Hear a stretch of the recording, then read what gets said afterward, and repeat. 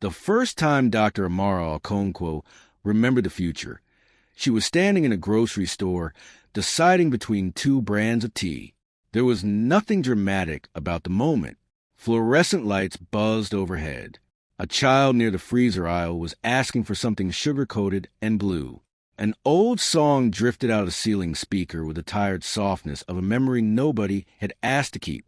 Then, without warning, Amara saw a commuter train rip open like a crushed can beneath a veil of sparks and black rain. She saw steel peel backward. She saw a woman in a green coat press against shattered glass, her mouth open in a scream Amara could not hear. She saw the digital station clock blinking 8:16, one numeral dead, the colon pulsing red, and more unsettling than the violence was the feeling attached to it. Not surprise, not imagination, recognition. It passed in less than a second. The tea boxes were still in her hands. The fluorescent lights still hummed. Yet Amara was suddenly breathing too fast, her pulse jerking against her throat, as though she had just run from something enormous. By the time she got home, she had convinced herself it was exhaustion. She was 38, a temporal systems researcher at the Helix Institute, and for the last 6 months her life had been narrowed to equations, simulations, and the stubborn architecture causality. She studied how complex systems preserved order across time, how information moved, how prediction differed from pre-event memory. She was not supposed to be the kind of person who believed in premonitions. Her whole career existed to dismantle mystical language and replace it with measurable structures. At 8:16 the next morning, a commuter train derailed entering Harrow Station during a signal synchronization failure. Amara didn't see the footage until 3 minutes after it happened, when emergency alerts began lighting her phone. She opened the first video and felt the bottom fall out of her body. There was the station clock. There was the dead numeral. And there, through a spray of fractured glass, was the woman in the green coat. For the rest of the day, she could not decide what frightened her more, that she had seen it, or that some part of her had known it was a memory. She told no one. That silence lasted 11 days. The second event came in fragments. She was in the lab, recalibrating a lattice field model, when she suddenly remembered a bridge folding into the river under dusklight. Cars slid sideways as though the road had become liquid. A city bus hung for one impossible moment between gravity and disbelief before it tipped nose first into the water. This time there were details the way a real memory has details. Cold air stinging her teeth, the mineral smell of river spray, the sound of people pounding on glass from underwater. She knew the bridge's name before she consciously thought it. Belden Crossing. She knew the time, too. 6:42 p.m. She went to campus security first because it felt rational, and rationality was the only thing she had left to stand on. She didn't mention remembering the future. She said she had come across alarming structural data through a friend in city infrastructure. The officer was polite, unconvinced, and professionally numb. A report was filed. A call he promised would be made. At 6:42 p.m., traffic on Belden Crossing had already been rerouted because an emergency structural closure issued 47 minutes earlier. The bridge still collapsed. The bus still went into the river. But only 4 people died instead of the 31 Amara had seen. That was when silence became impossible. She told Jonah Vale, her former research partner, and the closest thing she had ever had to a person who could argue with her without making her feel alone. Jonah was a compact, restless man with silver at his temples and a way of listening that made you think he was assembling machinery behind his eyes. Years earlier, the two of them had co-authored a paper proposing that under certain exotic conditions, information might leak backward along highly constrained temporal gradients. Their peers had admired the mathematics and ignored the implication, which was sensible. You could build a career around elegant equations. You could lose one around forbidden conclusions. Jonah sat across from her in the Institute cafe long after his coffee had gone cold, letting her speak without interruption. When she finished, he asked only one question. Are they always catastrophic? Amara opened her mouth, then closed it. Yes. Nothing trivial? No future weather. No lottery numbers. No dropped glass. No conversations. Only disasters. Jonah leaned back. Then it may not be foresight at all. That should have comforted her. It didn't. He continued carefully. If time is a physical structure, information doesn't move freely through it. It would need an energy gradient, a rupture, some asymmetry large enough to carry a signal against entropy. Catastrophes create asymmetry, massive loss of order, massive release of energy. If something is reaching you, it may not be future events in general. It may be the imprint of temporal trauma. Trauma, she repeated, almost laughing. You're saying the universe is scar tissue. I'm saying maybe only deep cuts bleed through. That night they returned to an abandoned wing of the Institute, where an old prototype still slept beneath dust covers and budgetary shame.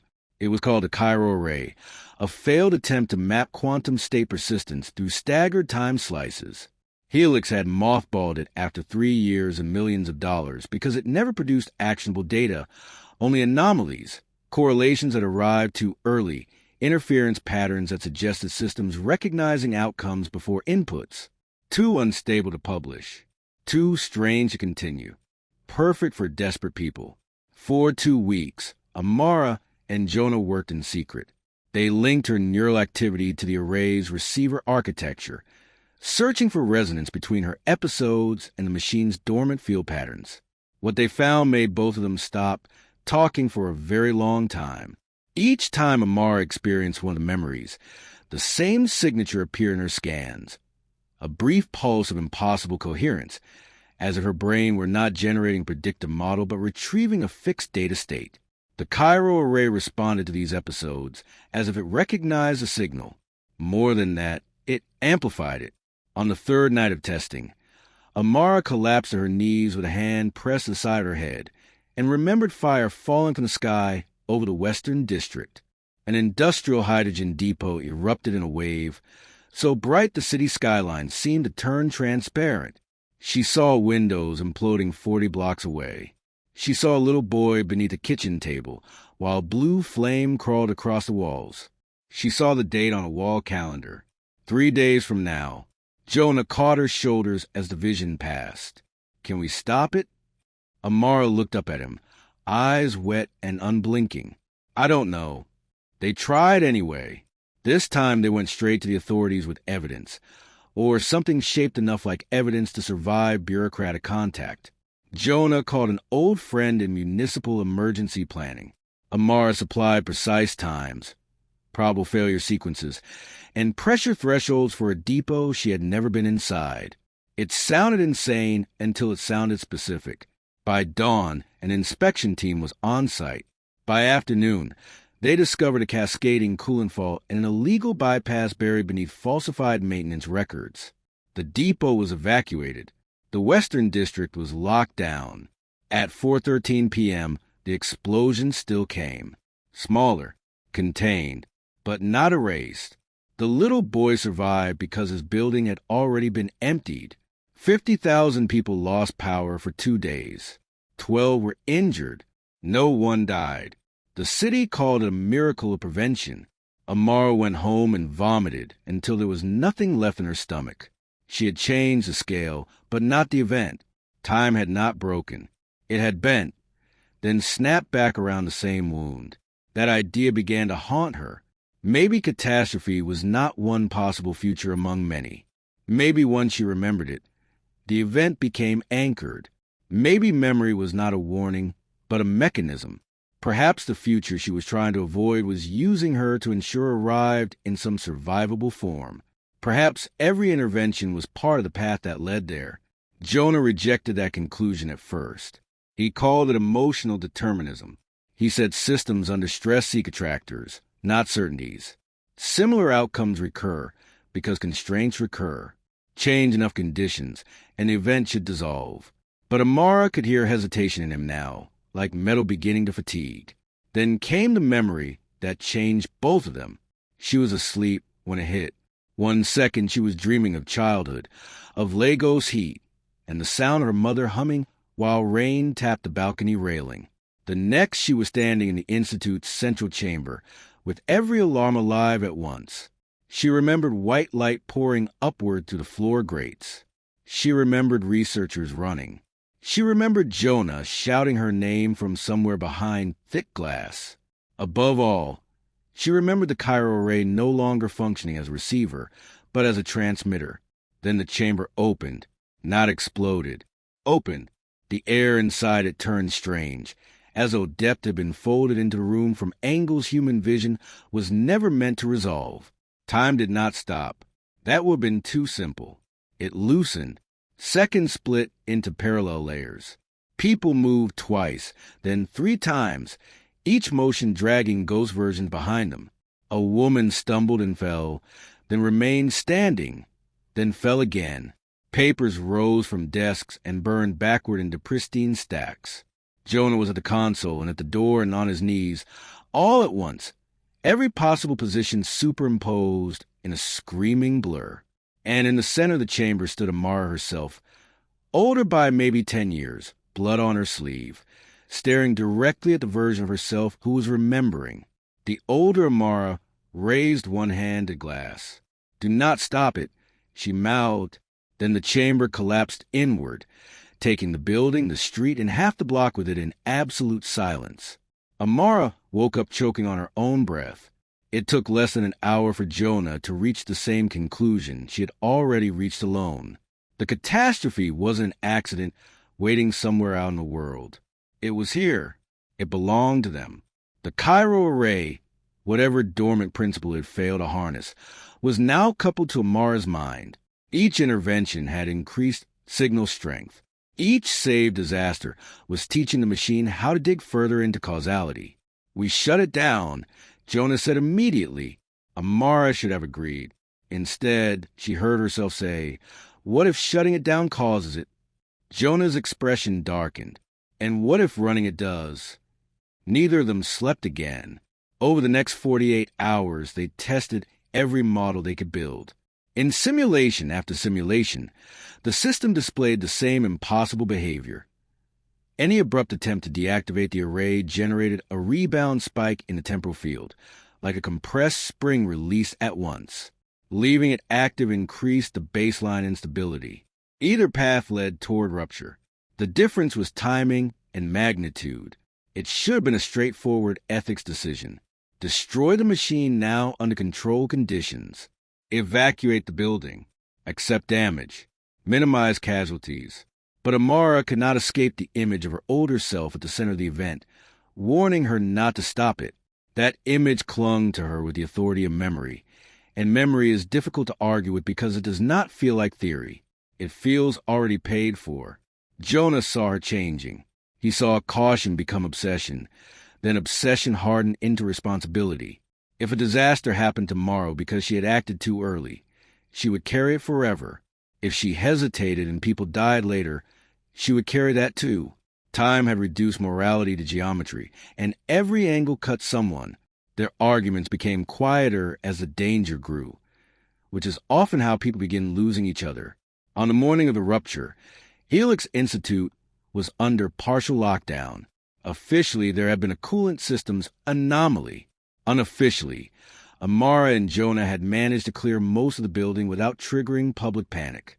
Essential staff only. Limited access. Security posted on every core level. It was not enough. At 11:07 a.m., Amara had the strongest memory yet. She remembered a school bus stopping at a crosswalk 12 blocks away as children poured onto the street. She remembered a delivery truck losing control because the road surface beneath it liquefied for half a second during the temporal wave. She remembered twisted metal, little backpacks scattered under gray daylight, a woman kneeling in the middle of the road with both hands over her mouth. This was new, not a single catastrophe, but collateral, ripples from the event at Helix. Innocent geometry. She ran to Jonah with a face that told him everything before she spoke. "We have to do it now," she said. Before noon. He stared at her for one long second, and she saw that he had reached the same terrible point she had. No certainty. Only selection between versions of grief. They descended together into the central chamber. The Cairo array stood in its cradle like an unfinished thought made of superconductive rings and black glass. Its core was already awake. Threads of pale blue light moving beneath the surface in patterns too organized to be random and too fluid to be mechanical. Monitors along the wall pulsed with the neural signature the system had learned from Amara. It had become a dialogue, or a feedback loop pretending to be one. Jonah moved the manual cutoff, while Amara initiated the field dampers. Every protocol they had designed in the last sleepless day began unfolding at once. Magnetic locks sealed, conduits flooded, thermal sinks opened. Outside the chamber, alarms started wailing through the building. For a brief, hopeful second, the array dimmed. Then Amara remembered the future again, while still standing inside the present, and he overlapped nearly dropped her to the floor. She remembered this exact moment, not as vision, as memory. Jonah at the cutoff lever, her left hand bleeding from where broken glass had not yet broken, the third overhead light flickering, the taste of copper in her mouth. And with that terrible recognition came understanding so clear it felt cold. The memories had never been warnings from an external future. They were echoes from the branching wounds created every time she interfered. The array had locked onto her because she was a point where too many altered timelines intersected. She wasn't receiving disasters from ahead. She was accumulating them from all the versions of reality she had already forced into collision. "Jonah," she whispered. He looked at her. "If we stop it violently, it tears wider. What's the alternative?" Amara turned to the array. In its dark core she could see faint reflections of movement that did not belong to the room. Other stances, other failures, other selves, some dead, some older, some still trying. "It wants resolution," she said. "A fixed line." Jonah understood before he accepted it. "You think it closes if the loop closes." She nodded. The cost of that idea settled between them immediately. If the array required a coherent anchor, then the contradictions had to be reconciled at their source. The source was Amara's entanglement with the machine, her brain, her memories, her accumulated impossible selves. To stabilize the field, she would have to enter the core and let the system collapse every branching version into one final state. Not death, exactly. Something more complete and less merciful. She would become the missing point all those futures had been trying to resolve around. Jonah crossed the room in 3 fast steps. "No, there isn't time. We find another way." She smiled. And it hurt both of them because it was a smile people use when they have already stepped beyond persuasion. That's what every version of us has been doing. The chamber began to distort. Metal groaned. One of the wall screens displayed tomorrow's date, then yesterday's, then a year neither of them had reached. Somewhere above them, glass shattered. Amara moved before Jonah could stop her. She stepped across the containment threshold, and the air around the core changed instantly, turning dense and luminous, full of drifting afterimages. She saw herself everywhere now. Older, younger, burned, graying, terrified, calm.